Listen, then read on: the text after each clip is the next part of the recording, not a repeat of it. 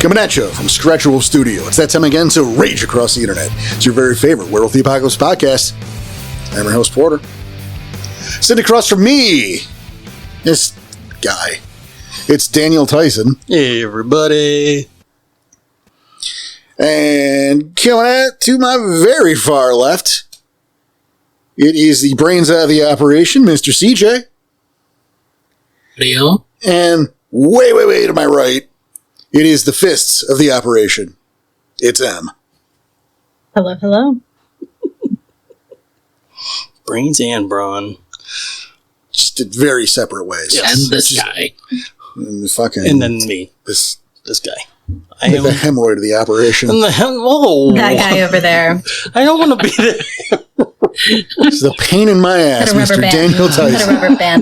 Put a rubber band on it. On the hemorrhoid? Yeah. Ow. The M stands for medical doctor. So you do that, and if it doesn't work, blame her. Yep, send your complaints to 456 Dr. Boulevard. Right? Oh, I mean, I guess that's kind of how they do some of those. Home remedy, I guess. Horrible. Why? No, doesn't matter. It doesn't matter. We're here. And we got a show. So we're going to rage across the internet. If this is your first time, this is the show where we talk about various aspects of Werewolf the Apocalypse for the player and the storyteller alike. If it's not, welcome back. And a happy winter, kind of. Yes. I mean, maybe happy winter anyway. I don't give a shit. Yeah. Happy winter. It is December. Ish. It's in the realm of. For some people. It's not us. No, we're Not acknowledging the time. Goddammit. Yeah. It doesn't matter when people are listening to this. It's December at some point. December's a state of mind. Okay. Or a month of the year. But that's when this is airing. And it's probably not very wintry. Just statistically. You give it another month. Depends on where you're at. You're in Michigan. It's probably not winter. No. Not yet. Nope. It'll be like negative 12 through all of January. Mm-hmm. But it's probably 60. I'm calling it. It's probably like 60 today. That's going to be the high. It's going to be like 60. If you're anywhere close, I mean, I'm sure it's going to be somewhere in the world that is... No, I'm calling it here. Here at the studio. Oh, man. It's going to be around 60 today. Okay. This airs. I'll give you a plus or minus 5, and I wouldn't be surprised if you're right. I'll take it.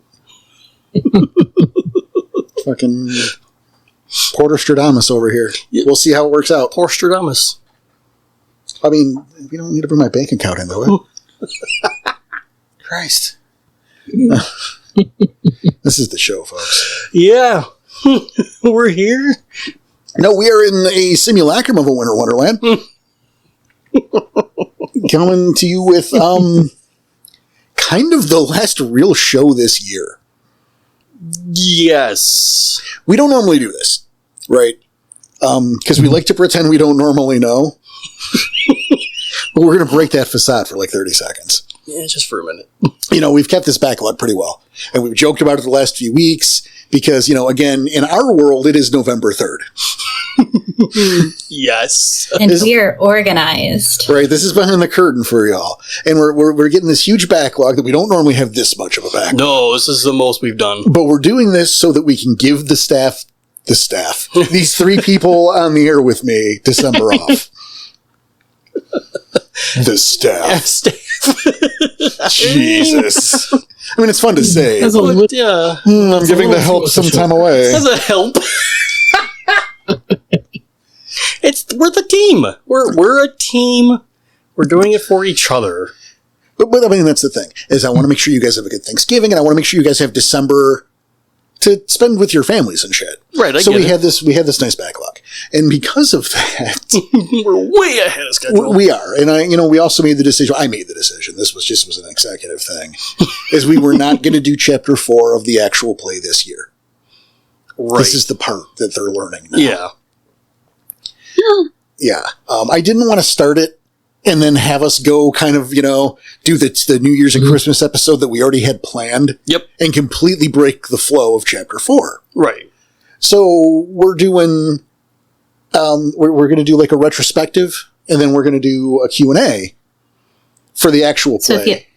Go ahead. So if you have any questions for the Q&A, get those on the Discord. It'll be too late, actually. Yeah, by that time we'll have it recorded. Yeah. So we're recording it next week. Well, if you do have questions, It'll make the next still one. put them on the Discord. Yeah, that's true. we'll make Because we the can next also one. do other Q&As in the future. That's true. I mean, she's absolutely right. How do you get to the Discord, huh? You have to go to rageacrosstheinternet.com .com. and then get onto the forums. That's right. It'll be right there in news and announcements. And then you click on the link and it takes us to the Discord where you can talk to all of us. That's true. And I enjoy our community, because we have a good community there. Oh, I love our community. It's good folks. So We much have a good fun. time. Of course, people complain that those extra steps, but we do that really to keep the There's bots no out and the bots. riffraff. Yeah. Yeah, it's just the box is a big one, but it's also because we want you to see the other cool shit that's in there. There is some cool shit on those forums. We don't use them like a whole lot, but what's there's some cool shit there. Yeah. Oh, I've utilized a lot of those links before. Some people have put some helpful links. See, Right. awesome. It's great to hear. We just wish more people would. At least, you know what? You don't have to click on the links. Just take a look. That's all. That's all we ask. You ain't going to do anything, but, you should. The Apocalypse sticker is great. The store's on there too. So you Yes. can get a mug that matches mine. And mine. And mine. And mine. Hey, look at that. And like a whole bunch of other people on the Discord. I think of all the pictures we've gotten, the mug we have the most. I think we have the most pictures of the mug, followed by the I can War of so Rage picture. memorial plushies. Oh, wow. They bought more of the plushies than the shirts. I think there are more plushies sold than shirts, oddly enough. I don't know. That's awesome. No, I don't. I don't have the stats in front of me. Mm-hmm. But I don't know. Are we including the hoodies with the t-shirts? And are we including the different t-shirts? Because if it's all together, something that covers your top half, Okay, fine, sure. then I don't know how the breakdown is. Let's. And then do you Yes, do the we'll say hooded it's fleece that. blanket as well? We don't, because though it's a blanket. That also Even- covers your top half, though. But that's true. But it's hooded. Well, no, one of them is hooded. There's also the regular one that's not hooded. Okay, but I believe There's like 3 blankets. we talked last night. I believe the hooded one was sold, and we were waiting for a picture for that one. But we got a picture of that one last night. Okay, so I didn't Thanks see the for picture listening to yet. the podcast. I didn't see the picture yet. I Oh knew my we God. were waiting on it. I just haven't seen it yet. Well, The store, it's open. Cool shit there. we have a lot of cool shit there. Thanks. Huh? Anytime. We just got waylaid a good 5 minutes. I don't mind. That's fine. Oh my God, what were we even talking about? Rage what? What is this show? There's rage across, Rage across the internet. Oh. I hear they got a store? Yeah. Shit. Where are we going though? So this is the last actual show of the year. Right. Christmas episode that's going to be our state of the podcast, which you guys do not want to miss. It's a big. It's going to be Yes. It's going to be a good one. We have some announcements to make. I was gonna say gonna be it's cool. a big fucking deal and a. Don't get worried. These are exciting announcements. Yeah. Last time we had an announcement, it was like, oh. No, yeah. Usually that's a bummer when we're like, we got to talk, guys. This one's a positive one. It is. Yeah, It is. You're going to be Very psyched. positive. This is going to be interesting. Yep. This is what's on the horizon. That's going to be good. It's, but so what my point is in terms of information, we're doing a Garou 101 today. So hooray for your new people. Yes. Yep. And then we're just going to relax and have a good time for the rest of the year. And we'll be back at it, And business it's as gonna be usual a- in January. Yep. And then that's where chapter 4 It's going to be a lot more casual, but also Fun. a lot more fun, yeah. Yep. And hopefully informative. I'd like to think that we're always informative. Well, yeah, but I also live in the world.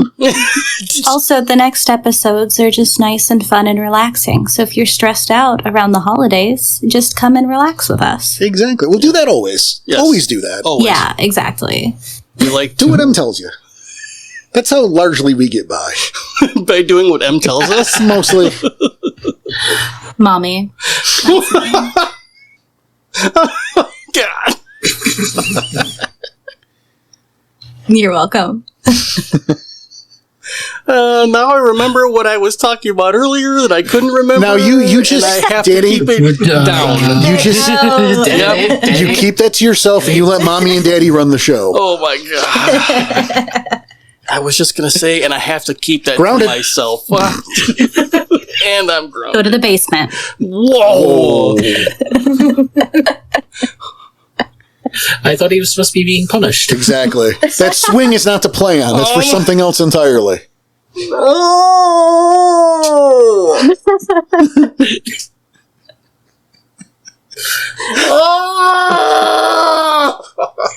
Anyways. Oh, that is a horrible image in my head. Oh.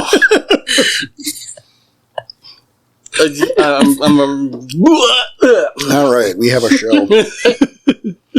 So, shockingly enough, this has not been a part of the first segment. Nope, but we have that to go. But we do. We have a little segment for you newcomers, where if you were here for the this is not the time for that.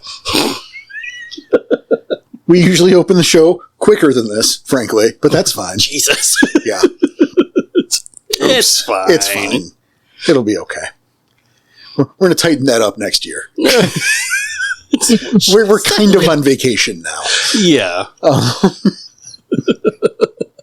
It's senioritis. We're This already is the in last day vacation. in the office before, but this is the last day in the office before you leave for vacation. That's almost exactly true, right? Because next week is the actual. Yeah.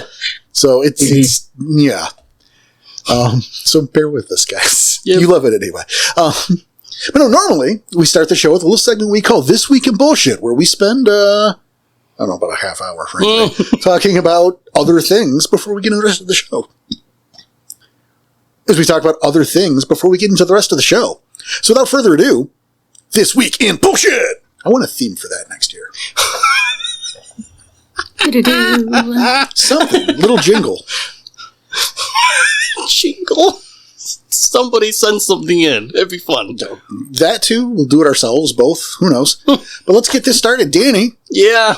it's December something. Something or other. It's the Tell us middle. about Halloween. This is allegedly the final chapter in his Halloween journey. Yeah, because His Halloween just happened for us. Halloween just happened, and we were doing, the wife and I were doing the Halloween movies each week. And I went through the entire list. That's right. And the very beginning of this Halloween journey, we made a bet. A wager, if you will. Or a bet. Or a bet. Either one. If you like synonyms. Good callback, by the way. That my wife was going to pick the very last movie, and it was going to be Hocus Pocus. Well, Halloween came, and the wife and I were going to pass out candy. We had both put our costumes on from the party we already had, like the weekend before, so it was fun to pass it. It's like Bert and Ernie, right? No, she Witch was and Sundance? she was an umpire, and I was a werewolf. That says a lot about your marriage.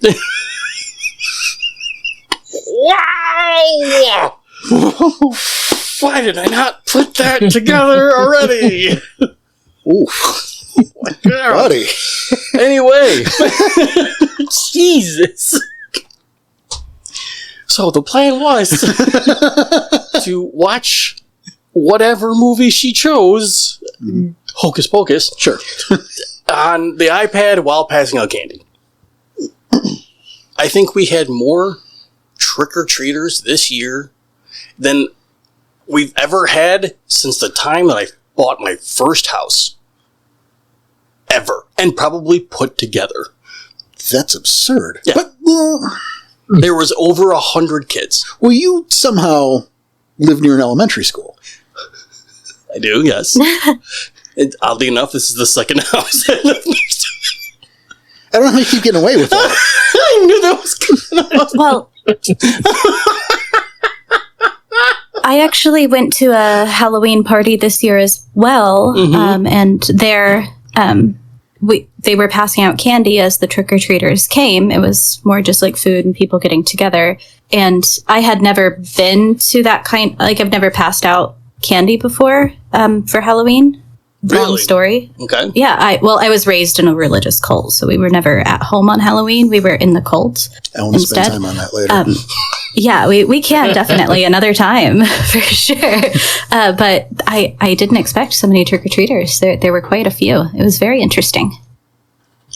This is a tangent. I want to touch down on this later. You're there. right. Danny still got his thing. We'll get there. We'll get there. Yeah, but yeah. I want to circle back to this. But Yeah. can you go on, Daniel-san? So my first house, we barely ever had kids, like trick-or-treating. Well, you still don't have kids. Well, no, you're right. I don't have kids. But there were barely ever kids trick-or-treating in my first house.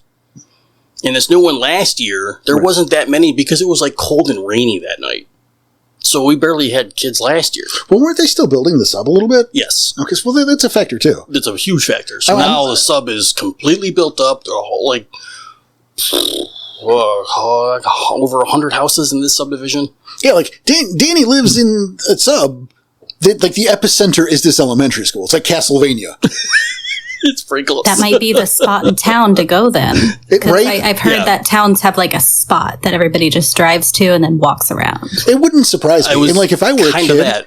if I were a kid, I'd be psyched to live there, right? Because like you can walk to school because it's again like the yeah. sub is the hedge maze surrounding the castle at that point, Yeah, it's that. right? And so like every motherfucker there has kids. Yes. It's allegedly Everyone safe. except me. Well, you know what I mean? Yes. Like the vast majority, right? Because they probably moved there because the school's within walking distance. Yep. So as a kid, that shit's ideal. That's, and they shouldn't be letting people of ill repute live there. So they should be safe to walk around and fuck around like we could in the 80s. Like more kids were getting kidnapped and molested in the 80s, but they didn't have the reporting, so no one cared. Still, we walked around anyway. Right. Like we just got to be the Goonies and no one gave a shit. Fuck yeah. It was really nice. So Now people are scared, so they don't let their kids do that. Right. But you figure, like in a subdivision surrounding a school, you're more empowered It's to let the the kids ideal roam around. situation. Exactly. Yeah. Yeah. we had, and probably I want to say I was there for 13 years, my first house. In 13 years, plus the last 2 years, now this third year with this new house, there's probably more in this most recent trick-or-treating than there was I've ever passed out candy my entire adult life. So yeah, but get back to the Halloween okay. journey. So, Yeah. so we weren't. So there were so many kids we didn't get to watch the movie. And then again, in my head, it's gonna be Hocus Pocus. It's gonna be Hocus Pocus. It's gonna be, and I was waiting for it, and it didn't happen. It wasn't Hocus Pocus. Instead, we go to watch this movie, and we're ready. We sit down, we watch, and it's Corpse Bride. Tim Burton's Corpse Bride. Okay. Okay. I mean, not the greatest Halloween movie ever, but It's it's discount Nightmare Before Christmas. yeah, That's Yes. fine. fine. And within 3 minutes, before the even opening credits finish, I look over and my wife is snoring and passed the Aw. fuck out. So you put on Tremors. I didn't. I Shove. I think I put on House. That's not the same. No. No, to be fair, you mean House MD, Yes. not House with William Catt and George Wendt. Correct. Oh. House MD. Greg House. I put an episode of Greg House, and I watched that until I fell asleep. It's kind of a bummer end to the Halloween journey, isn't it? Yeah, I a mean- little anticlimactic. Sorry. Especially with all the build-up. Each their own. Yeah, it was a hell of a build-up. Sorry. There's a little bit of a Shaggy Dog story there. You know, it's a 3-month-long Shaggy Dog story. I mean, yes, but I mean today specifically, because we took the diversion to his subdivision and describing that, and then the kidnapped children, and then the amount of children for to kidnap or to not, that's up to you. I brought up Castlevania. Yeah, all that. For legal purposes, this is all a joke. Castlevania is no joke, Em. Yeah, how dare you? But at least I made it through the list of movies. You did, and I'm proud of you for making it through that list. Well done, sir. Thank you. Because next year, I'm going to traumatize you. I know. I know you are. Because, okay, well, he made it through this list. Time to bump it up a notch. We're going to start with clown. Fuck you. See? I already win. You already win. Maybe a few, like, exorcism No. themes. No. We already did 2 of them. Yeah. So, I forgot the last one's name. The Cleansing Hour. Cleansing Hour. I forgot the name of that movie 30 times. It's fine. Yeah. It's like Glorious. Stu reminded me of Glorious. Mm-hmm. Like he talked it up the other night at our Backer Hangout. And I keep forgetting the name of the fucking movie. I saw it before he did. And he keeps telling me about it. I'm like, ooh, what's Glorious? What's this about? I already know. Just can't remember the name. You're right. It's J.K. Simmons as an elder god. Oh, sweet. Yeah, it takes place who is speaking to a man in a men's room through a glory hole. Hence Glorious. I was going to say that. No, that's true. That's hilarious. Awesome. That'll be on your list. Fuck it. Okay. Clown for sure, though. Clown's my favorite. I don't know if any of you guys have seen this. It's a minor spoiler, but I don't even care because it's so funny. It's going to traumatize me. They give you the background of clowns. The origin of clowns clowns was actually a demon called the Cloyne. And that's hilarious. Was this like made up or was this real? Hey, you know what? At this point, you're fired. Is this real? It's like the Pai Mei 5-Finger Death Punch with Snooki and McLovin.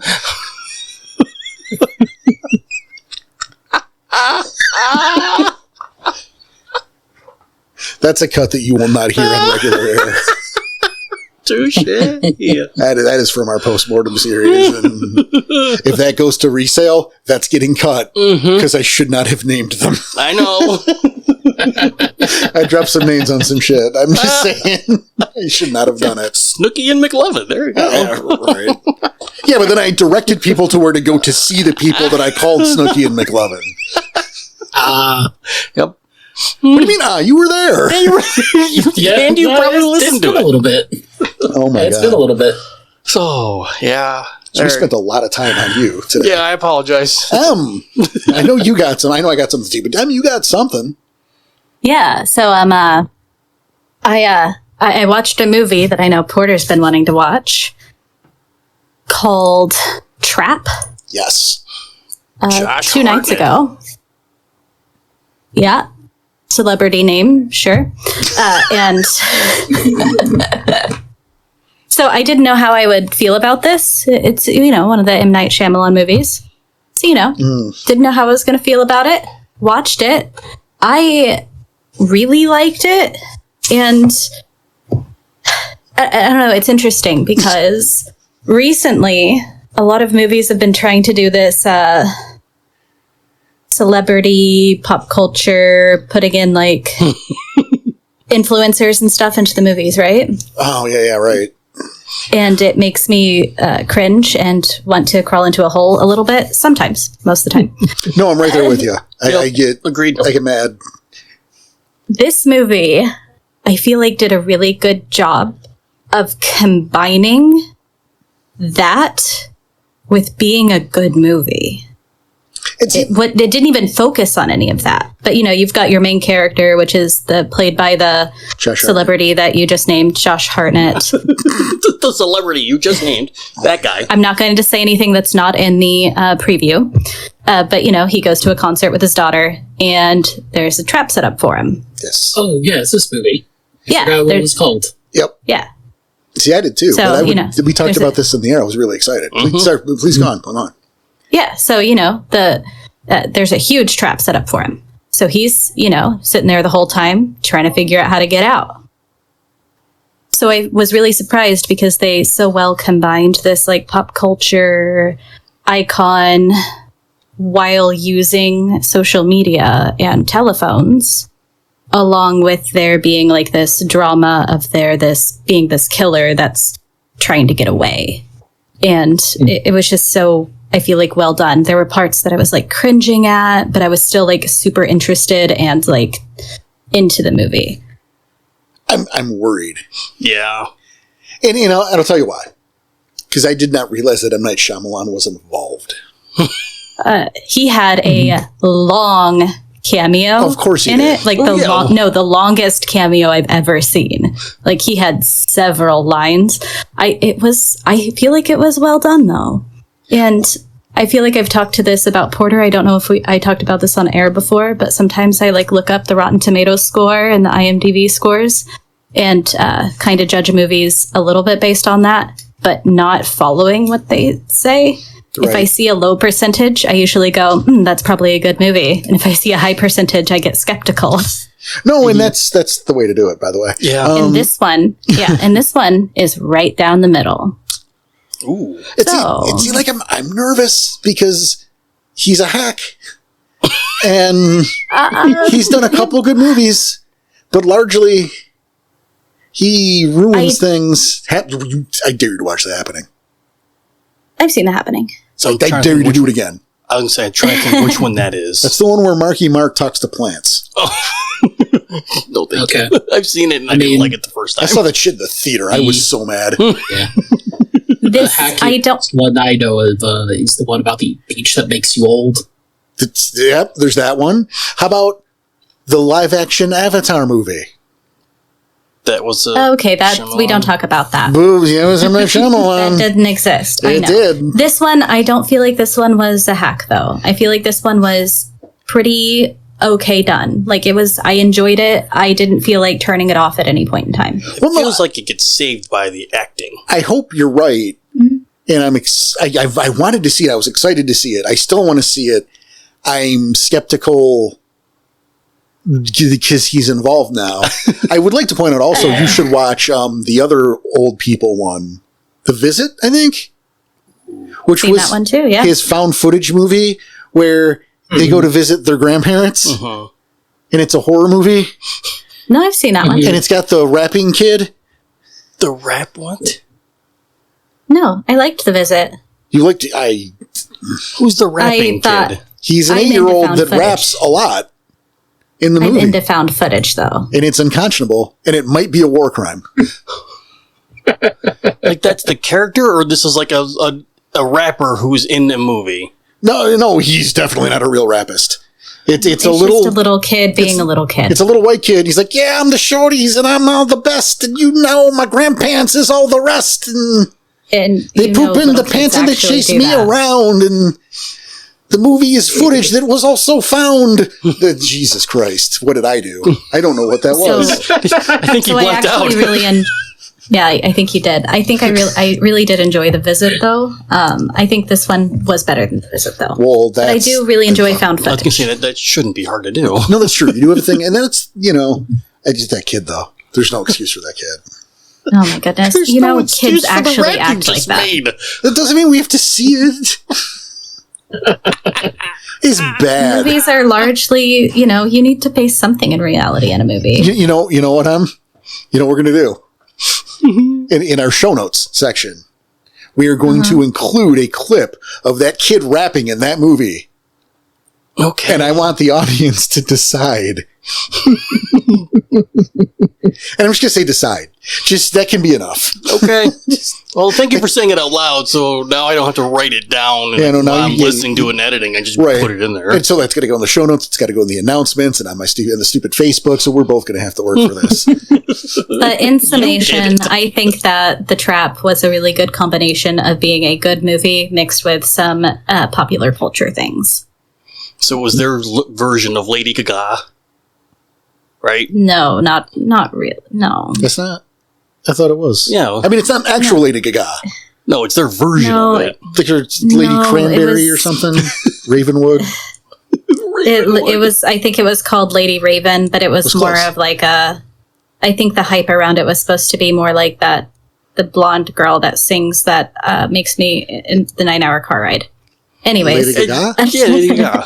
It's all the same. They're all, they did pick another No. pop version I icon. know. We're just throwing one that we know of. Well, now we're just being mean. Yeah, that too. yeah. It's fun for us, though. Of course. CJ left. Is Em's it? enduring it. Let us have our fun. No, but no. For like I said, I'm a little skeptical. But if you're giving it the high sign, like I'm going to watch it. I give plan it. on it. I give it an 80 out of 100. I thought you were going to say out of 10. Oh God, no. I don't think I've ever rated any movie an 80 out of 10. That's fair. I like Josh Hartnett. He's awesome. No, he was hilarious. Like, not like in a comedy way, but like he creeped me the heck out in the movie. It was so good. See, I'm into that. Like he made some bizarre Choices. yeah. Yeah. But Yeah. you look at stuff like when he was in the Black Dahlia. I thought he was good. When he tries to get noir, I'm into it. He was great in his little role in Sin City. Oh, yeah. Yeah, he did a really good job of like portraying being extremely creepy while also being like extremely like a nice guy that everybody could trust. I believe that because especially now that he's like dad age. Yes. Oh yeah, 100%. He exuded so much dad energy. Dad energy. You guys should watch Lucky Number 11, by the way. That was fantastic. Which is good because he was playing a dad in the movie, so it's like he fit the role really well. Like it was very good. Yeah. Now the previews I've seen, I've actually, I'll say I've seen that dad before. I was at a concert. Who was I seeing? I want to say Lady it was Gaga? no, it was like Korn and The Used. I mean, The Used and Korn, because Korn was the headliner. Anyway, I saw that dad be there with a couple teenage girls. And they were there for The Used. They were definitely not there for Korn, because by the time Korn got up there, they had left. But, like, that dad was trying to be the cool dad, and at the same time, be there for his daughter and friend or daughters, whatever. Like, I wants to be the cool dad and dance and sing to these songs that I have no idea what the fuck they're saying.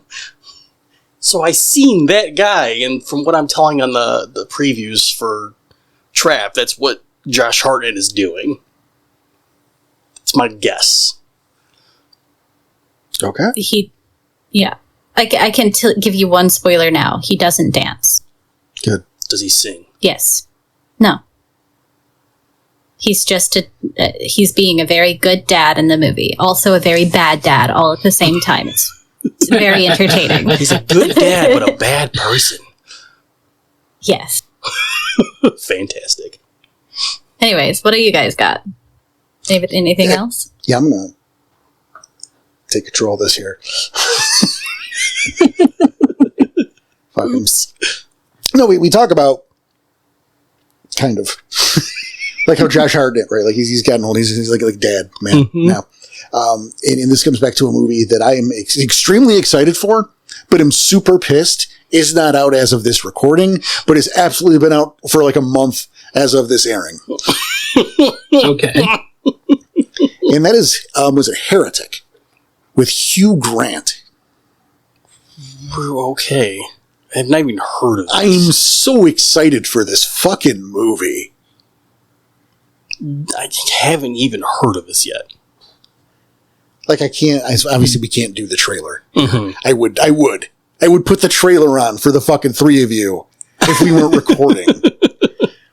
No, you've got the two little religious girls and they come to order, can we talk about the Lord? And they go to nice old Hugh Grant's house. Uh-huh. And he's like, oh, I'm 60 now. I'm not the romantic comedy man anymore. I'm not Mickey Blue Eyes. My wife's got the blueberry pie. Come in and tell me about Jesus. And he brings them in. And then he's like, oh, excuse me. And then they see it's just a candle that says blueberry pie scent. and there is no wife. And he's like, oh, do you have to leave because you're scared now? Just pick a door. Holy shit. Okay. Oh, I saw the I saw the commercials for that one. Yeah, and it's like a trap murder house or something. Yeah, Just I want pick to see a that. door? He's like, from now, there's one of the trailers. He's like, from now on, your life will be divided by two things.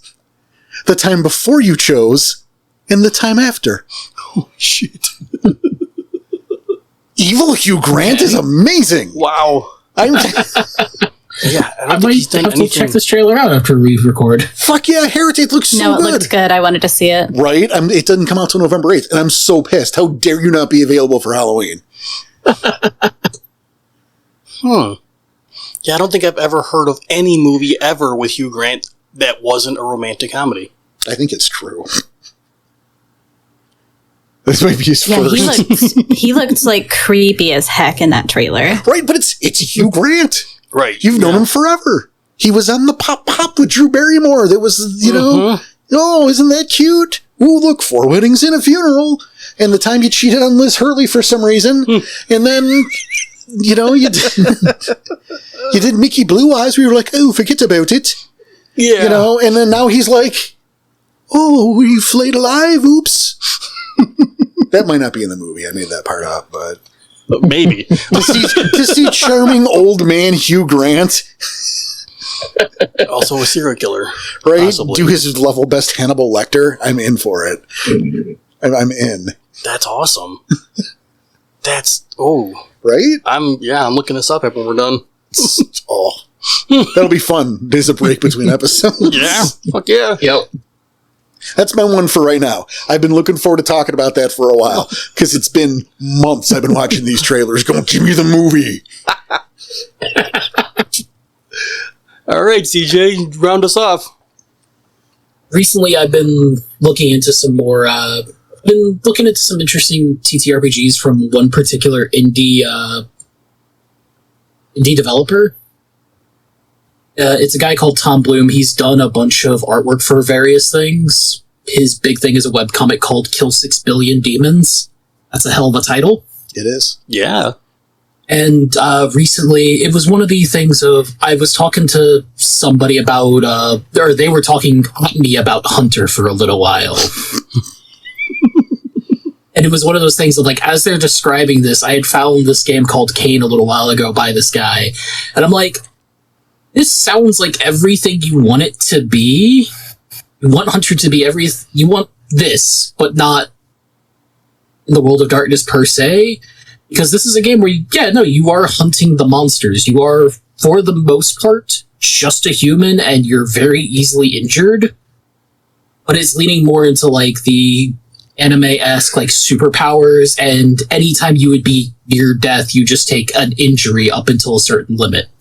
So, in the way the game works is, it's one of those things of combat is very, very brutal and potentially lethal, but if you survive, it's in the Monster of the Week style thing, once you get ready to go to the next mission, you are fully healed.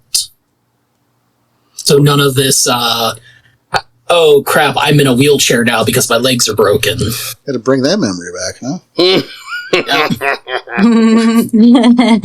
Not having to play that because this one is more, once again, Monster of the Week, and it was something I originally thought would make a great Halloween game.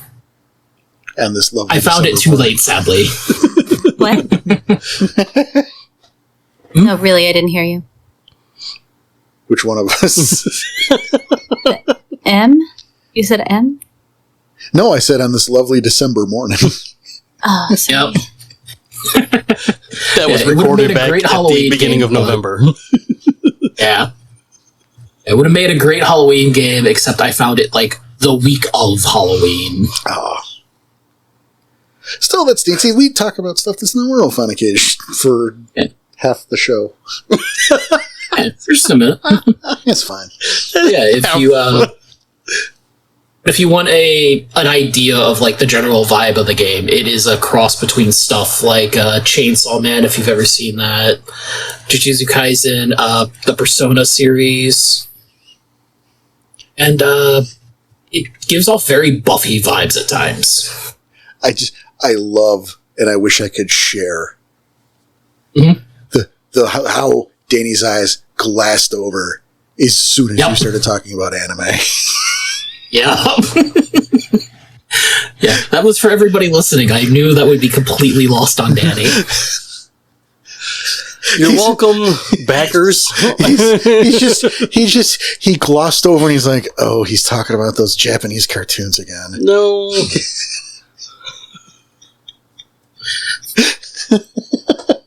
We're working on that. We're trying. But yeah, you're welcome, postmortem people. It's a good one. But I believe that will do it for, is that true, Siege? Yeah, aside from that, just been having a very chill Halloween week and everything, so not much to go on about. All right. Well, I think we should probably Get put a to cap on this week of bullshit. it. We got a show. We do have a show. And again, another 101 for the brand new players. No, you're absolutely right. We have returned to our Garou 101 series. Where, again, this is for you brand new people. We're going to give the back of the box look at the aspects. It's a finite series. Yeah. We're not sure how much more finite. Yeah, because again, Why would we discuss it? right, we know we know the basics of it, and we want to keep talking and then get more into it. But where do you draw the line from basics for the brand new player into now the veteran, which has more aspects to it? It's right there. Right here, It's right there. about what, 9 There's inches, 10 also inches up. you forgot about the intermediate in between veteran and beginner. Well, there's a scale. Yeah, and you forgot about the entire middle, I mean, you did. which is where most people lie. he's given up. Well, yeah, I've given up already. He's accepted defeat. Yep.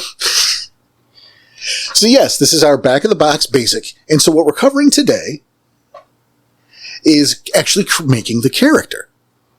Right. Which is funny, because we do this in no particular order and have not discussed said order. We just get Eddie and fucking go. And we've made a character before. We've made multiple characters before. Absolutely. But this is different. Now somehow. it's different Now, shut because it's up. the 101. But when you sit down and make a character, Mm-hmm. this is with a role-playing game. Now, be this D&D or Pathfinder or Werewolf or more Werewolf, Yes. you're playing a tabletop role-playing game. That's role. R-O-L-E, as in you're playing a role. You're acting the part of a character. But also R-O-L-L, as in you roll the dice to determine what happens. Today we're talking about both. Right. And in that, you're making the characters. There's 2 things to focus on: the role and the role. The character and the sheet. So, let's take a look at the dots on the sheet section. At least to start with. Yeah, All right, Danny, you got a fronts page right in front of you. I do. And for you new players, actually, I'm going to call out Larry again. I'm actually going to send you a character sheet so you can kind of follow along with this when this happens. Because again, I'll let you know, buddy. Okay. This is Radio for 2. It's good to see you, Larry. Just for 10 seconds, yeah. Now, of course, you're playing an online game. You'll have sheets online. Mm-hmm. We highly recommend, we will always recommend, good friend of the show, the one and only Mr. Gone, who has created character sheets for every White Wolf game that exists. Plus a few others. Right. Yeah. There's PDFs. There's ones that you can print. Absolutely. And they are just top Just notch. supplementary sheets. Yep. Now you can find his website right there. There's a link to it on the front of ours. Yes. We love Mr. Gone. He has done great work for this community forever. Yeah. Frankly. It's since the community started. Oh, it has been forever. He has always done it. I wouldn't be surprised, yeah. His 4-player werewolf sheets, I think, are top notch. You cannot get a better sheet. Chef's kiss. Yes. Enough chilling for our buddy Mr. Gone. But you look at the top of the character sheet, and you see your various things. Your name, simple enough, Yep. right? You know what your name is, but this isn't your name. This is your character's name. Ha! I tricked you. But now when you're doing werewolf, there is the human name, and there's your Garou name. Now we've talked earlier that not every werewolf was born looking like a human. Not every werewolf is, but you always have that human form, and you're going to have a name of some sort to use in society, correct? Right. Even the lupus born, you still have a Hamid form. You can't run around society being called Milkfang. What is that? Milkfang? CJ's new date name? Nightfang, Milkfang? Yeah. What do you think, CJ? No. It should be beaten and mangled. Milkfang sounds like a bone-nar lupus that found the milk bones in the dumpster. Both of those were good. Yeah, I love it. My long-lost brother. Yeah, but that's the thing. You will make a human name of some sort. Mm-hmm. And then we don't have to talk about what a human name is, because you know it, because you have one. There you so go. Done. Decide what it is. And then there's, of course, the Garou name, which can incorporate some of that human name. It often includes what's called a deed name, which is kind of what it sounds like. It's based on stuff you have done. Examples would be like Giri hunts the hunters, or Gogol fangs first, because he always rushes into battle fangs first. Uh-huh. Butchers in the shadows, because which is just a verb. Because it's a verb. That's just what he does. Yeah, it is the deed name is almost a verb itself. It's what your character is known for. Which, of course, can change the course of a game. And now, as far as those go, you'll want to work with your storyteller for that. Perhaps they will let you choose. Perhaps they will work with you to create one. Perhaps you'll just earn it in game. Mm-hmm. But that's the name. Danny, what's player? Well, that would be me. You're a player? You're a player? That would be the person making the sheet. Yeah, that would be the name of the player who's not using the name of the Garou. Exactly. So, name, Ricochet, That's player, self-explanatory. Danny. Right. Chronicle that's up to your storyteller. Don't worry about that. Just leave it blank for now. Yeah, your storyteller will fill it out. Not We'll help you important out. for the player. Next, your breed, your auspice, and your tribe. We've talked about those already. Yeah. So Simple enough. you fill in what those are. Go listen to the other 101 episodes if you forgot. And then listen to more. And then donate on our Ko-Fi. We'll talk about that later. Then, what do we have? We have pack name, pack totem, which will be discussed before, but ideally you'll learn that in game. Right. So again, don't worry about that for now. Especially the brand new person, that's Well, the other thing too is it's pack, so it's not just your decision. solid You point. guys come up with it together. That's right. So again, for now, don't worry about those. It's fine. Next up is concept. Now, the concept is a couple-word elevator pitch of your character. And it's the best way to put it. Okay. You don't want it to be more than 2 or 3 words. It's great for new players.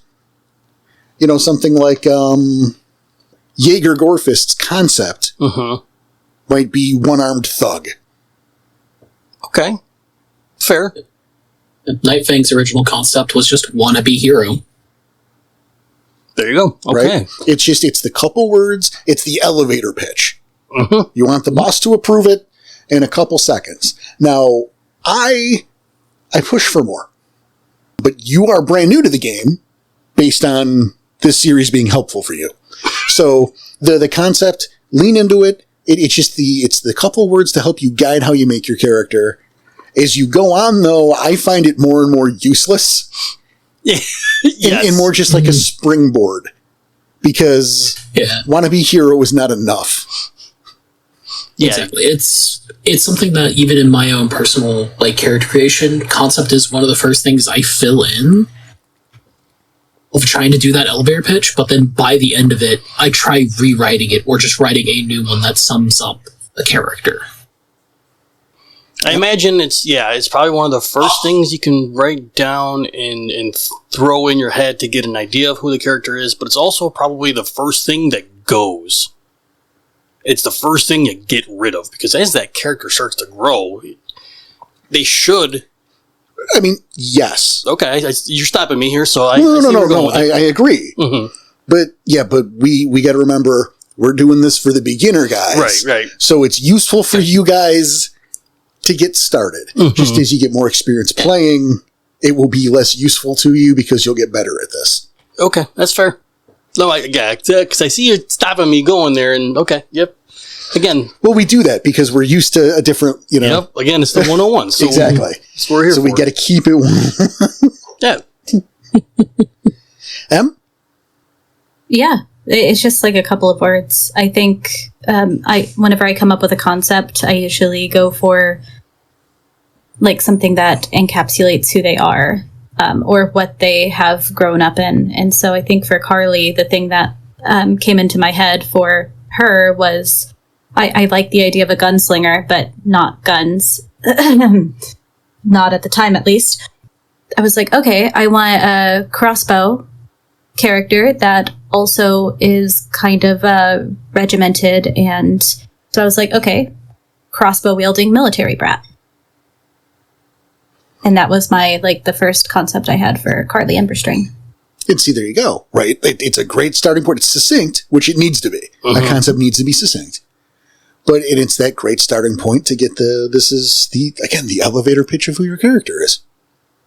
Mm-hmm. And that's I branched off from that to do the rest of the sheet. See, and the write-up. You gotta do that too, yes. You're working there.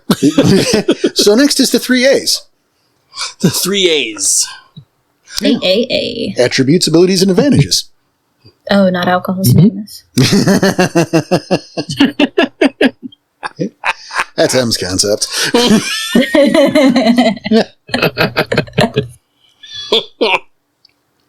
So if you look down your sheet, you see those are the next 3 sections. Mm-hmm. Attributes, abilities, and advantages. And this is the dots on the sheet portion. This is what I consider to be the least important part, but is absolutely necessary for playing. Right, because this goes... It's the role part of playing. Thank you. Exactly. Man. Very good, yes.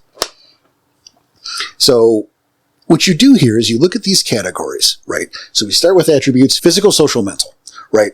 And you rank those in terms of importance.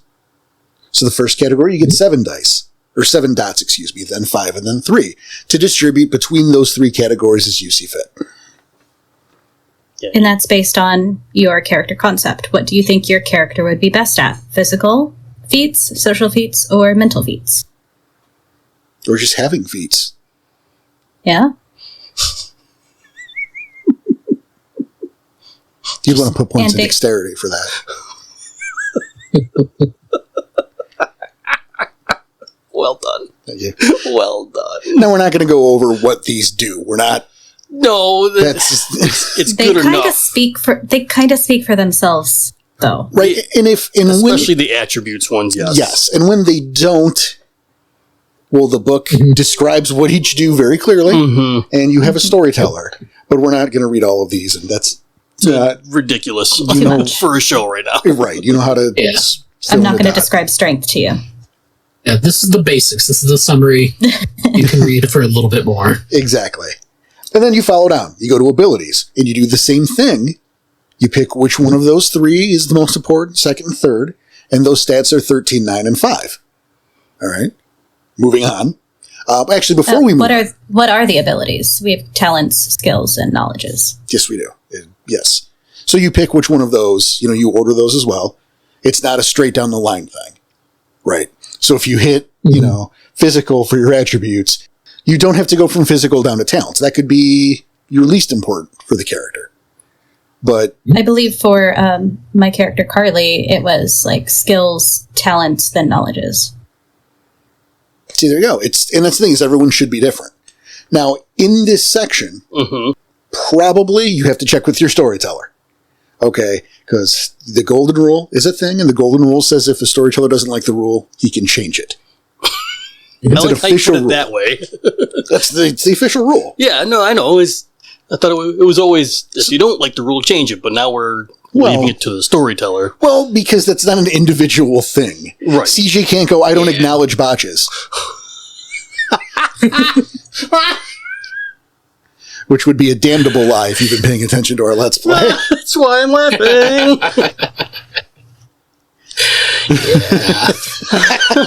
Let me use the shitty dice on purpose today. Wouldn't that be a hell of a thing, though? As we come back into the next year with Chapter 4, and CJ fucks up a roll and he goes, "No, I've golden ruled that. My dice don't fail anymore." Ones are actually double successes. All my ones identify as 10s. Right. Yeah. So the golden rule of the storyteller sets the golden rule. There you go. It's not everyone at the table deciding what rules to follow. Don't wander, acknowledge facts. Fuck it. But yeah, so because of the gold rule, there are certain rules in character creation that might vary between storyteller. A very, very common one here is you can't start with a stat beyond 3 dots. Yeah, you're a cub. Well, at that point, 3 dots, you look, it's a 5 scale. So 3 dots is usually the cream of the crop in terms of humanity, what they can do. Yeah. You are competing in the Olympics if you have 3 dots. Exactly. So you got to keep that scale in mind because those stats will increase as you play. Right? They can increase. Yeah. Relax. Don't forget that part. Yeah. Don't forget they'll increase as you go and you build the character and he becomes stronger. You don't start off as a superhero. Right. It's just important to note and make sure you check with your storyteller before you just allocate stats and go, "I want 5 in melee." Yeah. Well, you're not going to start with 5 in melee, sir. Competition axe thrower who never misses. That's Bruce Lee. Right. That's actually a brawl. And I will say for... Close enough. It's especially important for some of the knowledges specifically, just because you could go very heavy into law, and you let your ST see your sheet and you tell them this. It's possible if that stat's never going to come up in the game, which it could still come up. It could come up, but they might have a suggestion for you. Maybe move those into somewhere else or go a little less heavy. Yeah, definitely. It's a really good point. Also, something I like to kind of stress too whenever I'm making my character sheet is that sometimes it's fun to be bad at something. It creates fun scenarios in the game. If you've noticed some things that Nightfang has been doing recently in the Let's Plays. Burn. But that is a good point, and it leaves room for growth for your character. And, not, like you point out with law, it might not come up ever. But that doesn't mean that's not your character's passion. Right. And therefore, they might have a couple dots in it, just maybe lower them for fairness. And this, again, is a good tool for you storytellers, too, is don't forget with your new players to watch those sheets and make those recommendations so they don't end up screwing themselves or making something that they're going to end up hating. Right. I don't, I'm a fan. I'm a proponent for telling people no. We've heard this. Yes. Tell them why if you're going to tell them no. But even in situations like this, not just tell them no, but maybe help guide them to a better choice. And then again, always explain why. Always explain why. Because otherwise it just seems like you're shutting someone down. And don't just shut someone down. Make sure there's a reason you're saying no. Yeah, like a good one. Don't do it out of spite. No, never. Shit's unprofessional. Right. And that's coming from us. The most professional of all unprofessionals. Can't spell. Professionally unprofessional? Exactly. Can't spell unprofessional without professional? I can't spell slaughter without laughter, actually. That too. Yeah. I was given a no in making my character sheet for Carly, and we just put the dots in something else. I had put 2 dots in firearms, and Porter was like, "What?" And I explained to him the crossbow, and he was like, "Oh, let's do archery instead." Fair. I don't remember that, but that sounds 100% accurate. I doubt none of it. It happened. Again, I don't doubt any of it. Oh, no, and I can totally see why, too. Because I'm like, I already had a hard time with the idea of a 14-year-old with a Glock. Yeah. Like, but archery? No, I'm fine with archery. It makes sense. See? Yeah, right there. It's like something you learn at summer camp. Exactly. And that actually might be something to keep in mind is if you're playing Werewolf as it's intended, you are playing these younger characters. So it's worth spreading out those dots a little bit more versus going all in on like Brawl. one or two particular skills. Like, I don't know any 16-year-old who is qualified to work in the back of an ambulance as an EMT because they've got 3 dots in medicine. That's weird. I know 4. Danny doesn't know them. He's not allowed to. Okay. You gave me that look like that. You got to do better than that, Porter. That wasn't the look, but fine. That's what I got from it. Yeah, I got that like that's a weak ass joke, Porter. Do better. Like, okay. That wasn't the look, but fine. My bad. Yeah, good. Not good enough to merit keeping. Who cares? And then we go to the third A, and that's advantages. And so what we have here is it's 5 backgrounds, or rather 5 points in backgrounds. Now there's a section in the book that covers what the different backgrounds are. Depending on your storyteller, there are also backgrounds peppered through various other books depending on things. Mm-hmm. But that's not what we're doing here.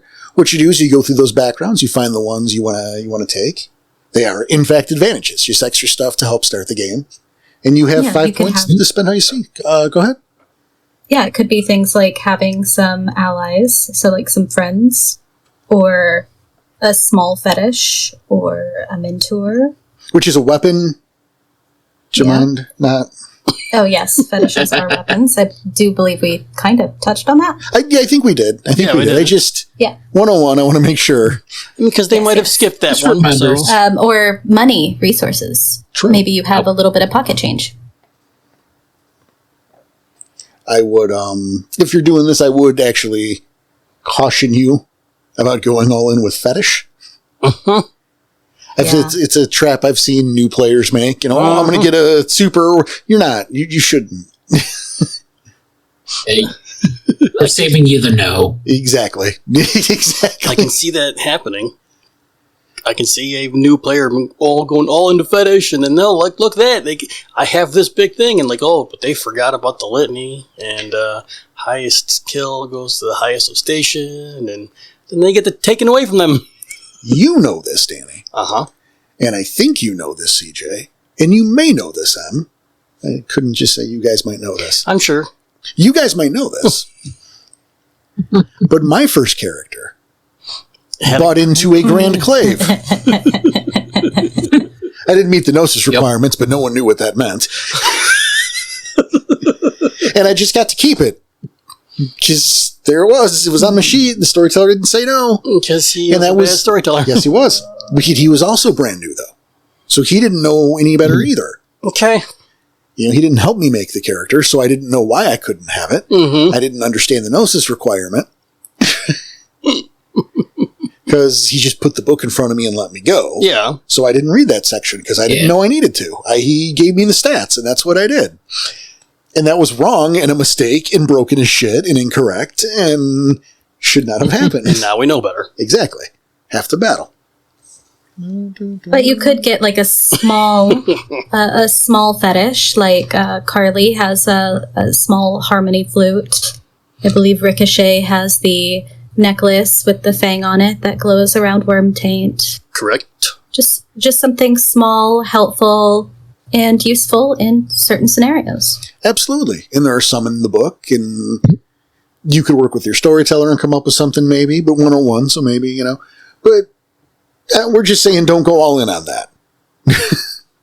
Maybe 1 or 2 is something, but don't put 5 thinking you're going to get like Excalibur. Yeah, be cautious. From Jump Street. Let's manage our expectations is, I guess, my point. There you go. Good point. You also have your gifts, which are akin to magic spells. Again, we're using our back-of-the-box terminology here to keep it nice and simple. And you get 1 based on your breed, 1 based on your auspice, and 1 based on your tribe. So you'll get a whole list to pick from there. Again, you 1 of each. And then we move down to Rage, Gnosis, and Willpower, which are dictated, again, by your breed, auspice, and tribe. You'll have those numbers. But there's something I want to take a moment here to talk about for those of you who are playing at home with a sheet in your hand. I know where you're going. What are we talking about, Danny? Oh, taping the sheet up, because those are going to get used a lot. Yes, your rage, your gnosis, your willpower, and your health are 3 sections of that character sheet that are going to get erased a lot. Yeah. Erased, used up, bubbled in, erased again, bubbled back in, erased, bubbled back in, scratched. So Get some clear tape. Yep. And I recommend Put it over that. flat out regular Scotch tape. Because a standard number 2 pencil will write and erase on that very, very easily. Right. Mechanical, maybe not so much. But, and then there's like the different types of Scotch tapes, right, that are less so. But just your standard, you can mark on that, no problem. Because over time, yes, with normal paper, you will wear through that sheet and end up with holes. Yeah, it's not going to look pretty. Well, now if you got some nice cardstock like we do, that's not so much an issue. But this is a small tip that we learned way back in the day that I pass on to you guys playing at a table physically. And my hat's off to you. Yeah, because it doesn't happen nearly as much anymore with the digital age, but... But, look, it's one of those nice little tips that just makes life easier. Even sometimes when you play digital, it just feels nice to have an actual character sheet in your hands. I mean, I So completely it's agree. a tip that's still useful even there. Yes, and it's nice because it'll allow your sheet, if you're playing with a sheet, to last much longer and you won't have to create an entirely new one. Which can be a pain. Oh, yeah. Now, from there, you know, you have your renown, but that's gonna come as you go. You can flip to your second page, and you can see the silhouettes of the different forms where you can fill in the stuff. This is the stuff we don't need to talk about. If you look at Krynos in the middle there and you see the strength plus and you can't do that math, I can't help you. But, you know. I'll give a quick example though. Carly has 2 strength on the front of her sheet, and on the back on Krynos it says strength +4. So on the line next to that, I'm going to put a 6. And this is something that I will say I have had with new players, that it's not something that is always so easily. Like when you shift to that new form, that's your new equivalent stat. You know, if Carly's in Hamid, she's got that 2 strength. If she shifts up to Krynos, she no longer has that 2 strength. She has 6 strength minimum. So it's a neat little... Gotta adjust your thinking a little bit on what your character can physically do or could not. You know, Much stronger in Krynos than I am in Hamid. You know, I'm gonna take a second. This is why it's nice to have other folks on the show. Because, yeah, I'd just been like, yeah, no, you can't figure 4 + 2. I can't help you. We're moving on. But And the new guys... no, but you're adding stuff to that beyond what I would have thought, which is nice, is my point. So I was saying that they helped. Yes. And some people might not know to add it from the front of the sheet to the back of the sheet because it doesn't give you any directions on there. And it's not in the book either.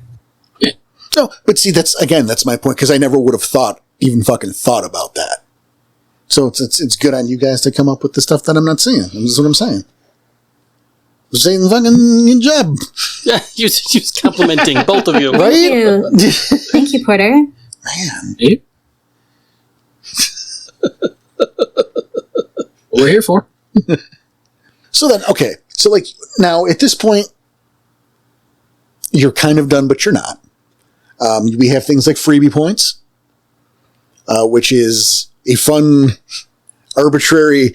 You have 15 freebie points, but freebie points are converted... There's a conversion rate. Yeah, that's so weird. Yeah. Yeah. And you use the freebie points to do extra stuff through the conversion. You can kind of make your character your own. Which, I mean, we should be It doing. starts that way, yeah. Right. Yeah, But Yeah. This helps you, like, flesh out stuff. Maybe fill in weaknesses for, like, what they've been doing since first change to now. well, and part of that becomes merits and flaws. Mm-hmm. And these are just, we know what those words mean. But in the game, in terms of the game, these are statistical, or, I mean, they relate to stats. But these are little quirks that give you advantages or disadvantages. The disadvantages will give you more freebie points. but the merits will cost freebie points. Which is the reason for the high amount. Well, also the weirdo conversion rate in the first place. Yeah, So that too. Yeah. One word of warning for new players. The book says you can take up to 7 points worth of flaws. Do not. Oh, Not fall into that trap, because some of those flaws can utterly kill you. Yeah, you put points into a flaw to get more points for merits, or more freebie points for that matter. The flaws, yeah, you put them into your flaws, you're only hurting yourself.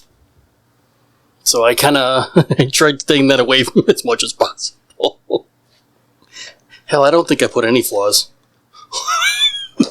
Danny is flawless. I'm flawless. Oh man, Yeah. nice. The reason why I brought it up is because coming in from 5th edition Vampire myself, whenever I was first getting into Werewolf and making characters, I was of the mindset of, oh, hey, look, I get these flaws and I get points to spend on other things. Let's just take them all so I have all the points to spend on the things. Right. And this is not the game. The World of Darkness is not the setting to which you want to do that. So be careful as you do those merits and flaws, but there's a lot of them. And if you feel it helps, and that's what I think, take them if you feel it helps the character. Agreed. You know, and if you're taking a flaw, keep in mind that you are going to have to deal with that flaw forever, or hope that your storyteller forgets. And probably the second one won't happen.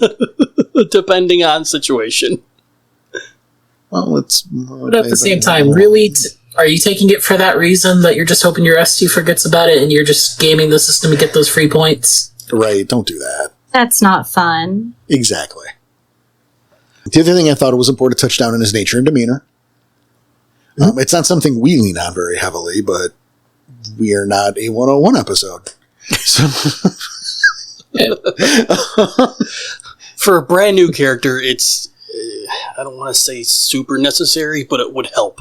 Well, the other thing to keep in mind, too, is that also nature and demeanor also factor into willpower regeneration. Right. Bet you didn't know that, because I don't use them. I was going to say, I vaguely remember it in the book, so... And in a way, it also folds into your character concept as well. Exactly. Yeah. Which is why I actually don't use them. No, I know. Yeah. And they are just what you said. You know, your nature is who you are, who you really are, and your demeanor is how you portray yourself. There's a whole list of them to help. And again, this is to aid character creation, really. Yeah. The idea is when you are enacting your nature or demeanor, you can regain some willpower, or maybe it's a roll to regain willpower. I don't remember because I don't use them, but you will probably use them. So go through, take a look, and find these archetypes that are selected. You can attribute them to your character, which again will help you build your character. And if you're new to role-playing, it can help you give a direction on how to play your character. Exactly. And I feel like this is the place that we switch over from the ROLE or the ROLL to the ROLE. I agree. The more important of the two. I feel that way. But again, it's the harmony, it's the balance. So let's look back at what we were talking about through the lens of the other role, the role playing. And obviously your name is your name. We talk about the Garou name and how that should be evocative of your personality or an achievement. You know, we've given examples already. Danny's no longer here. Now it's time for Ricochet. And that's ideally what you want. You know, we talk about building a character and making them unique in their own person. We talk about here the idea of getting out of Cardboard Town, which is ironic because this is where we're staying for the 101 series. We're not staying here. We're Staying at the gates to it. Yeah. We're standing at the gates to show you what to do. Fair enough. And the idea of Cardboard Town is that everything's two-dimensional. You know, it's just that it's flat and it's, you know, it's that NPC in Final Fantasy. Yeah, let's put some clothes on the cardboard cutout now. It's weird that you decided they weren't already. No, like real clothes over it, so it's slightly less two-dimensional. Less funny, but perfect. That's funny. Yeah, what kind of show do you think this is? Right? Some sort of family show? Oh my goodness. No, but absolutely. And I mean, we go back to, or maybe we combine that with the idea of the write-up. Yeah, it's probably a better idea. Is that when you're making your character, you're going to want to make a write-up, giving the background of the character, what got them to the point where your game started, who that person is.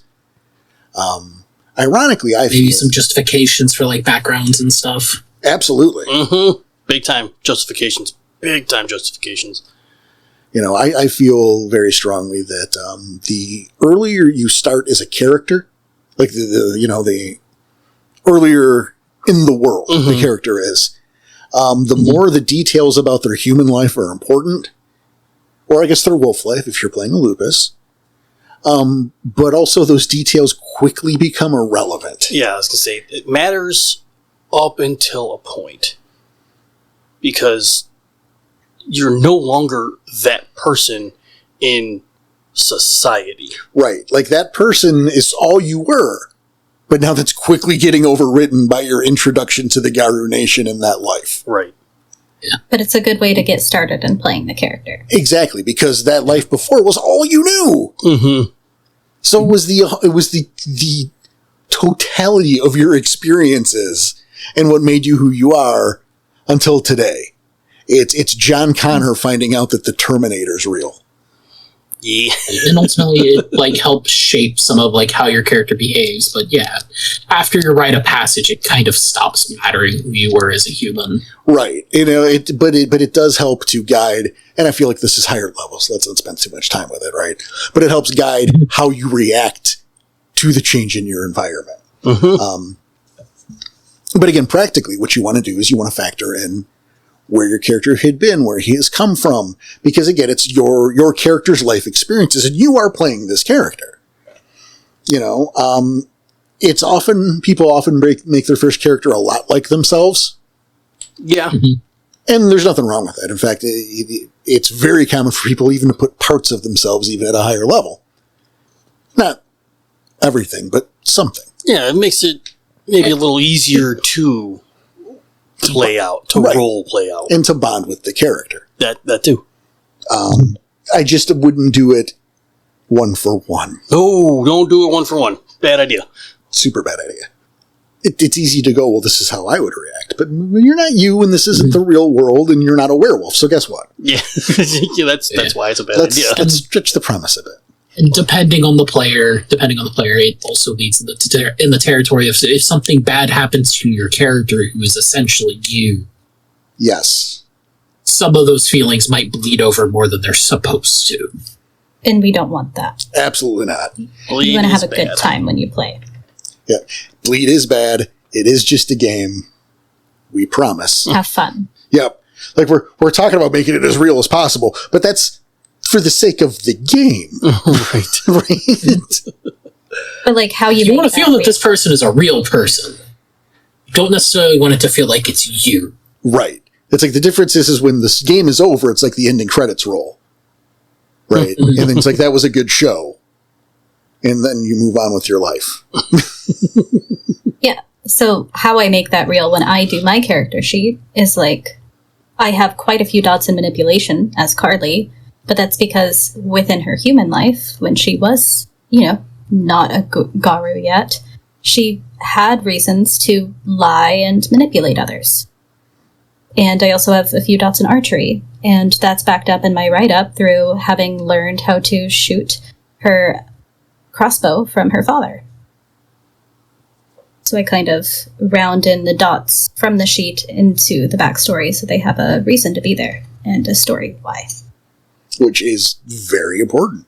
Again, to help justify that background. Yeah, solid premise. So whenever I do my write-ups or whenever I'm helping new players walk through the beginning stages of planning out theirs, this is actually a bit of a strategy I've picked up with thanks to the NPC of the month that you do, Porter, is I start from the very beginning, but I also get them to think about who their character's parents were and if they were at all connected to the nation to begin with. Because that will change your experience growing up as a fledgling Garou. I mean, that's 100% true, and thank you, by the way. Yeah, because if they know of Garou society beforehand, their views of the world they're about to step in might already have been skewed. Whereas if they don't know about the world, they have no views of the world yet.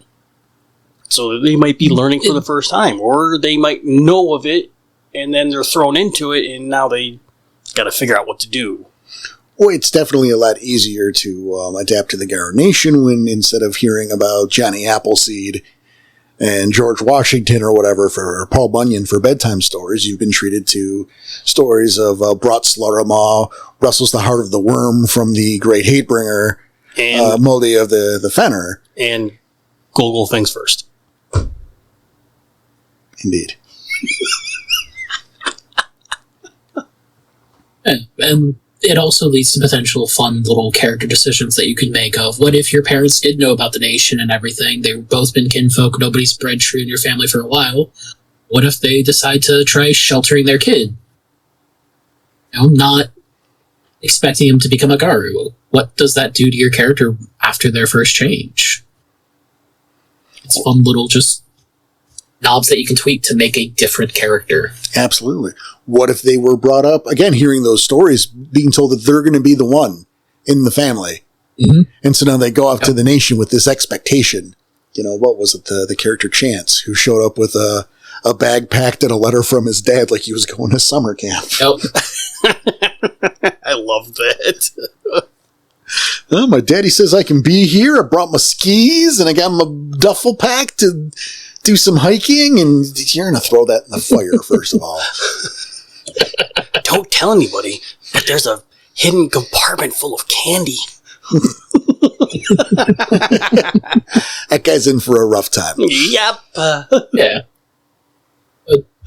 Another aspect, especially for new players, that I hit on a lot is whenever, writing out the early days of their character, like how they behaved and everything.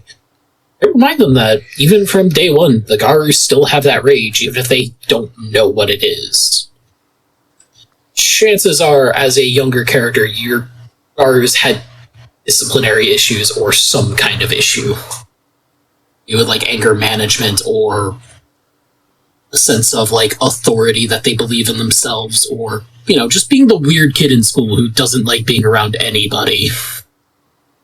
Yeah, it's very common for Garou prior to their change to have behavioral issues.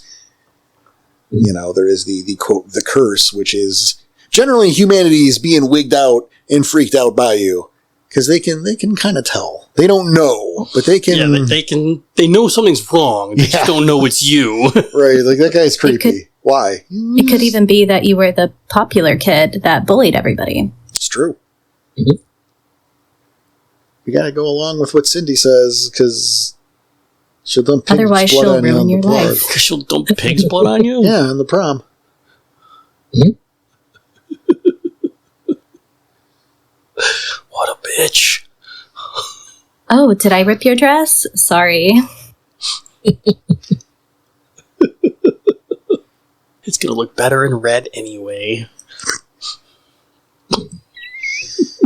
What was that from Firefly? Kaylee, you ought to see your girl. She's not very good.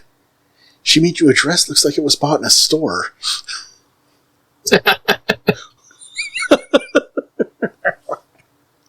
I love Firefly. Right. Oh, the ball's not as good as it was last year. What did they have last year? Standards. Fucking boom. I forgot about that. I'm going to use that a lot now. From the bonar? That's not going to do it. No. Oh, just like in life? Just in life. Oh, okay. And actually, that reminds me when we talk about... go ahead, Siege. Go ahead. Oh no, I was just going to say, I can imagine a Silverfang using that. All right. And this actually reminds me, because we're kind of being dicks about it, is that right? It's very common for a Garou's first change, and this is relevant to you because of your write-up And maybe your probably your prelude. But because Garou's first change is almost always marred in violence and tragedy. Uh-huh. Something happened to trigger your first change. And more often than not, that first change is also a frenzy. Which is you losing control, you giving into your rage, and it's just what it sounds like. The rage takes over your entire subconscious, if not more than that. You enter a mindless killing frenzy. Mm-hmm. And it's a common problem. I mean, it's a problem Garous struggle with. The idea, even as you continue to play the game, the idea that you could begin a story waking up in an alleyway covered in blood and none of it's yours.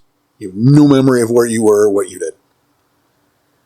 Danny's kind of laughing, but that should be horrifying. It's very horrifying, but I love that story, though.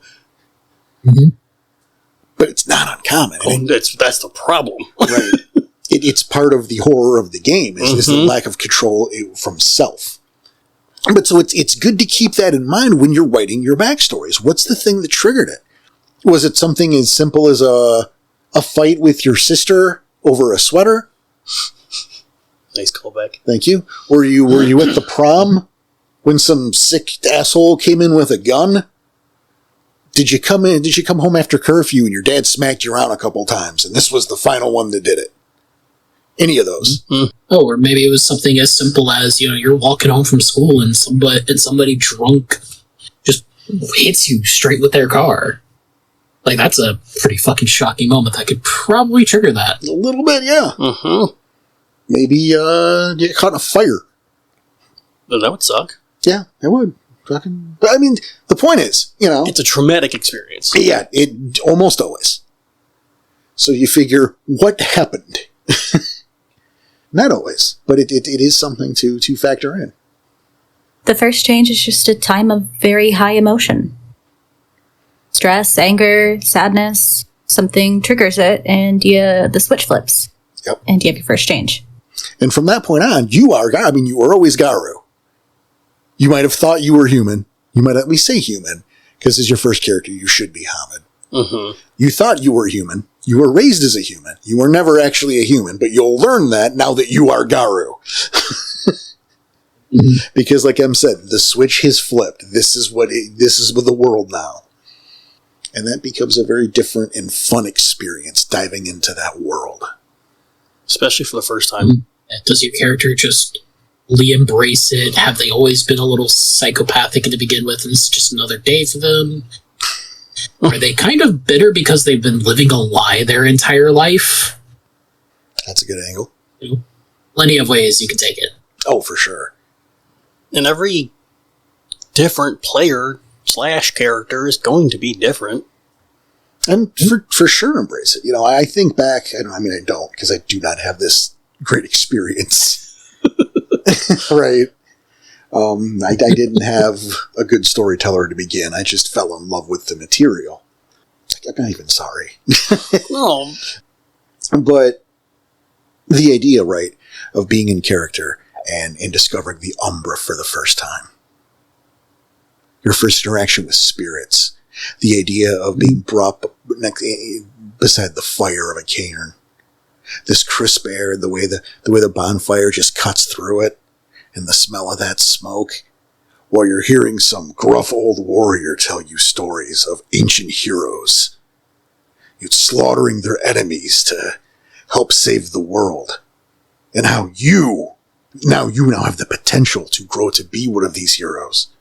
That the end times are coming, and we will probably lose, but it's because of warriors like you, heroes like you, as flawed as you are, as broken as you may become, to fight back against the darkness so that the world might spin for one more day.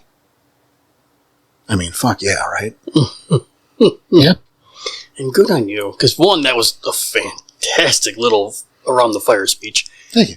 And two, for you not having that good experience off the, for the first time, but making this game, the fact that this game is so important to you that you want others to have that good experience for the first time, I applaud you and I commend you for it. No, I appreciate it. You know, like I've always said, this game's in my fucking blood, dude. Oh, It's in my goddamn bones. I get it. And I want to be here to help you get it. To help you see it that way, too. Like all of you, not just Danny, because fuck this guy. And on that note, I was almost done with the World of Darkness before I was invited to a werewolf game because I had so many bad storytellers. Whenever it came to vampire, well, one really bad storyteller when it came to vampire, and it almost ruined the World of Darkness for me. But then, you know, here I am. And we're really glad you are, by the way. Hell yeah. Mm-hmm. So don't let the one bad storyteller get you down if that does happen. There's good groups and people out there. It's true.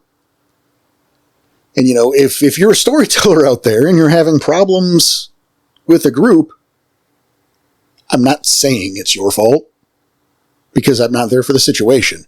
And usually it's everybody's fault. Sometimes, I don't know. I would say that, Let's not even. All right, I'm not even going to get into all of that. But what I am saying is, maybe, you know, try to help them find a different perspective and try to find a different perspective yourself. Yeah, common ground is a very important thing when it comes to this. Maybe not. Well, no. There is. No, there is. It's like, and one thing I will say for helping your storyteller, at least, whenever it comes to making these games better, especially with your write-up, one general rule of thumb that I think most STs will agree with, whenever you're doing this write-up, try to aim for, at the most, 2 pages. Oh, that's a really good point, is there should be a limit. And Yeah. set that out for everybody. Well, and it's at the same time of, like, think about it, when you were, like, 16 at the oldest, how much have you actually done? How much would you, like, want to write a book about? Let's add to that, too, right? Danny, think back to your first character. Uh-huh. If I told you I needed 10 pages on his background in my hand before we started, would we be playing today? No. Exactly. I said, what, no more than 2 pages? Yeah. Yeah. The second character, And maybe. one of the things... Why did it say that for the second character? Right, but like, for the Yeah. first character, especially now? Right. Well, it's the point that I'm adding here. Yeah. Is keep in mind that people are doing this in their free time as recreation. So don't pile on a book report, please. Yeah, another thing that it does as well is something that I noticed coming in as a D&D player primarily originally was a lot of people in D&D have a bad habit of when they're writing their backstory to basically write their entire character's journey already, and you're starting at level 1. You know, if you can write 10 pages of backstory for your character, that's fucking... If it's, like, really good, cool, that's awesome. Maybe write yourself some little fic every now and then between sessions of what you've been doing in downtime. But maybe don't go that wild with your first character because you don't want to, you know, write their entire story right then and there and not have anything to build off of, not have anything to play off of. Well, and adding to that, too. You said something in there that really kind of hit a thing for me. Is like you can have an idea in your head of the journey you want your character to take. You have an idea in your head of who you want them to be and who they will become. But you need to be flexible enough to change that character as the story may change that character. You know, it's a great idea to have an idea. We all have an idea of who we want to be. You know, or moreover, when you were a kid, you thought about who you might have been as an adult. But life takes you places that you don't always plan for. And in real life, we naturally become however we turn out, right? That's just whatever happens to us, our paths. But, you know, allow the flexibility for the game to change, the effects of the game, the experiences that your character has, allow that to change the character.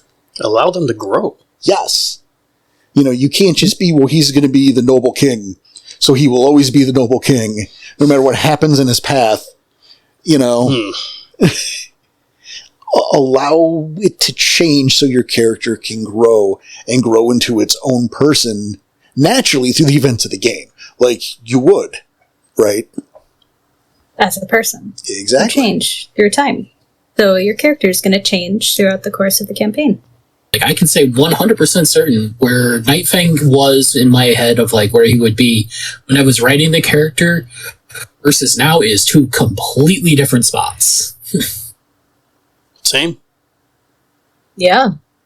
And I hope for the better, but Oh, absolutely. maybe Oh, yeah. not. Yeah. Like, maybe I hope for the, let me rephrase. I hope for the better of the player. Okay, that's fair. The character remains to be totally. seen. But for you guys as the experience, I hope that's better. Yeah, no, it is. And it's one of those things of, like, if I had written out exactly, like, how I want Nightfang to become, and, like, started going further into his backstory of, like, he'd start showing X, Y, and Z, he'd start doing these sorts of things as he became a Garou, it might get to be the point where I'm playing him too rigidly, and we end up with the situations of, like, there's nothing he could do in this situation, where keeping it simple, keeping it in-depth enough to make him a character, not to, like, set anything in stone for how he will be in the future, has given him a lot of room to grow and change. Well, and I think a reason that happens is because we have a lot of things in fiction. I don't want to lean on Batman, but just for a second, Batman. I want to lean on Conan. Okay. But like, as much as we have Batman, we had Batman Begins. Mm-hmm. So it's easy to look at yourself as I'm Batman, and as we're starting the game, it's Batman Begins, and it's all about how I got to being Batman. No, it's not. It's the same with Conan the Barbarian. Conan started talking about the great King Conan, and this is how his tale began. So when you come to a thing with a perception like that, Okay. Yeah, this took me is a second. But this yeah, is my hero. This is my character, the great adult hero and this is the story of how he became that hero. You're doing it wrong. You're doing it backwards. Mm-hmm. And that might be a great way to look at it for D&D. I don't even know if that's true, but I could see you maybe looking at it in D&D because there are so many. Like I look at Conan, same thing. But it's just Close enough. Yeah, but that's not it with Werewolf. Maybe you hope to be that one day, and maybe you live long enough to do it, or maybe you don't. Maybe you die a hero halfway through so that your pack can live. Maybe you fall to the worm and become the villain. Maybe you're mediocre forever, but that's up to the dice and the storyteller and your decisions. You can't predetermine greatness, and if you try, you're going to be disappointed. That is a hell of a send-off. Well, you heard the man, and he's got a good point. So let's kick this off and to sum it all up. Right? I mean, we have already gone down the numbers and the stats and all that, and that's all very important, which is all very rigid, which is cool, because you have it there, you can go listen back. If there's a problem, you can ask your storyteller, it's fine. They're there to help you. Exactly. Back to the role-playing, the ROLE aspect, we want to, again, reiterate to, first of all, have fun, and enjoy the journey you're about to take into this world. Because it's going to be great. It's not always going to go your way. But That's fun. it is fun. Yeah. It can lead to some really unexpected stuff, some wild twists and turns, and just be okay with it. Go with the flow, and I promise, the World of Darkness is ironically a pretty great place to hang out, and there's no game like Werewolf. Hang in there with it, and welcome to the fold. I'm acting like this is the last 101. Maybe it is. I don't know. We'll discuss that later. I have no idea. CJ, Danny, M, is there anything you want to end out with? I think I can go back to the very beginning of when we started the podcast and say you're going to get out what you put into this game. At least, yeah. That's about it. Right back to the beginning of us starting this show. You're going to get out of this what you put into it. The more effort and the more fun you have and the stronger connection you have to doing this, the more fun you're going to have, the more connection you're going to get. That's what I say to it. Samjay? It's both of them. It's a fun ride, this game, and and what Danny's saying is right, but yeah, no, make your characters, put what the effort you can into it, make it a good character, and just have fun. There's a reason why I was so happy to be part of this podcast, and why I don't think I'm leaving Werewolf anytime soon. This is a fun game, and it's got a lot of greatness that you can do even whenever your character's not having a good time. And don't let making the sheet overwhelm you. There are a lot of dots, there are a lot of things, but if you're confused, ask your storyteller or hop onto the Discord and pose your question. There's tons of knowledgeable people and us there that can help out. It's true. We're always happy to help. Hell yeah. But on that note, yeah, Danny says it's time to go, so it is time to go. We want to thank you so much for listening and for all of your support. And hey, if you're looking to support, you can check us out on Ko-Fi. That's ko-fi.com/rage across the internet. We're not going to bog you down with it today. But go ahead and check that out if you want to join our backers and get some of those fat rewards. And if not, hey, a word of mouth and good ratings and reviews are always appreciated and super helpful. But in the meantime, we gotta go. Just there it is. So on behalf of everyone here at Scratch and Wolf, CJM, Danny, and myself, we want to say thanks for listening. Thanks for your support. Take care of yourselves. Take care of each other. Keep your claws sharp and your head in the swivel. We'll see you.